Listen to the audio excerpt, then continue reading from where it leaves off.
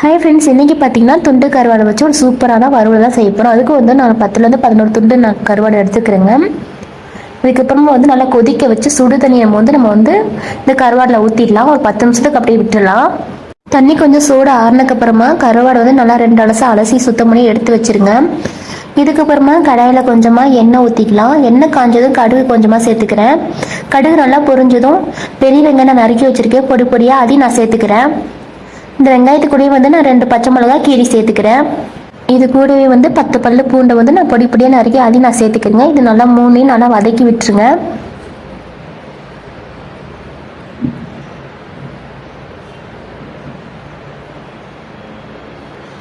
வெங்காயம் நல்லா கண்ணாடி பதத்துக்கு நல்லா வந்து வதங்கி வந்துட்டுருக்கு.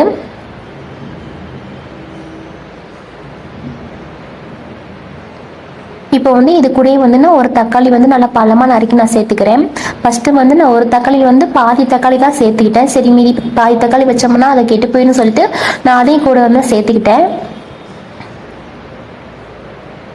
இது கூட இப்போ வந்து 1/4 டீஸ்பூன் வந்து மிளகாத்தூள் நான் சேர்த்துக்கிறேன். தனி மிளகாய் தூள் நான் சேர்த்துக்கிறேன். இது கூட 1/4 டீஸ்பூன் மஞ்சத்தூள்.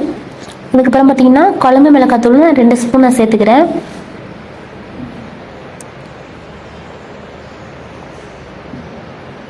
இப்போ நல்லா வதக்கி விட்டுருங்க.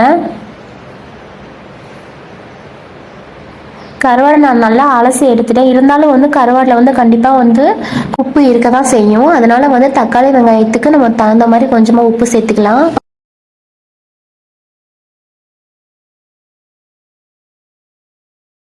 சால்ட் உப்பு நம்ம சேர்த்துக்கலாம். இதுக்கப்புறமா கருவாடு துண்டு நம்ம வந்து எடுத்து சேர்த்துக்கலாம்.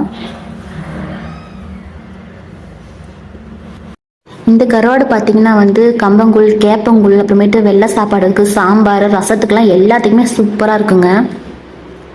அதுவும் துண்டு கருவாடுனாவே தனி டேஸ்ட்டு தான்.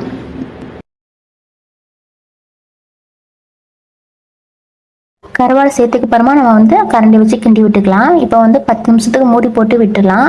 10 நிமிஷத்துக்கு மூடி போட்டதுக்கப்புறமா நம்ம இங்கே 2 வாட்டி வந்து எடுத்து கிண்டி விட்டுக்கலாம். இல்லைன்னா வந்து தக்காளி வெங்காயம் தான் அப்படியே சட்டியாக வந்து அடி பிடிச்சிரும், ஒட்டிடும்.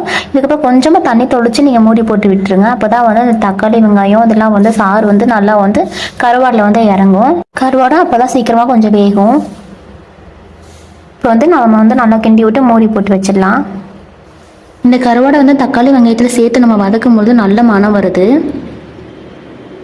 இப்போ 10 நிமிஷத்துக்கு அப்புறம் பார்த்தீங்கன்னா கருவாடு நல்லா வந்து நம்மளுக்கு வெந்து நல்லா வந்து சுண்டி வந்திருக்கும். இப்போ பாருங்கள், கருவாடு வறுவல் ரெடி ஆயிடுச்சு.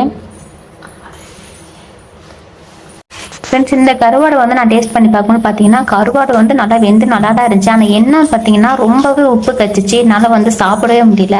ஆனால் சாப்பாடுக்குள்ளே வந்து வச்சு சாப்பிடும்போது அவ்வளோக்கு தெரியல.